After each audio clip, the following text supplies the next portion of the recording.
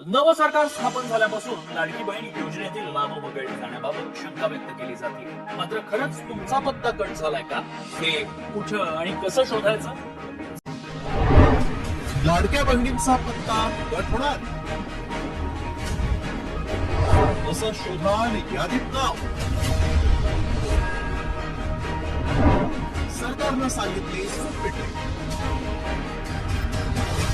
महायुतीला प्रचंड मोठं यश मिळाल्यानंतर मुख्यमंत्री देवेंद्र फडणवीसांनी निकषाबाहेरील नावं वगळण्याचे संकेत दिले. त्यामुळे लाडकी बहीण योजनेचा डिसेंबरचा 6वा हप्ता खात्यावर येणार की नाही यावरून लाडक्या बहिणींमध्ये संभ्रम निर्माण झाला. त्यामुळे या योजनेत तुमचं नाव आहे की नाही हे तपासायला हवं. ते कसं चेक करायचं पाहू.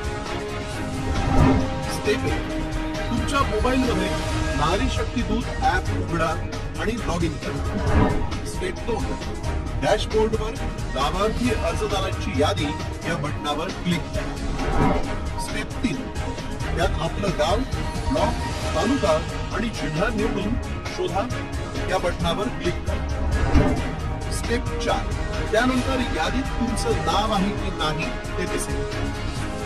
महिलांना आर्थिकदृष्ट्या सक्षम करण्यासाठी महायुती सरकारनं मुख्यमंत्री लाडकी बहीण योजनेची घोषणा केली.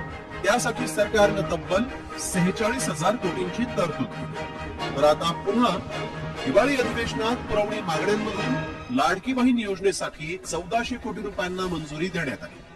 त्यामुळे डिसेंबरचा हप्ता मिळण्यापूर्वी लाडक्या बहिणींनी आपलं नाव यादीत आहे की नाही याची खात्री करून घ्यायला हवी.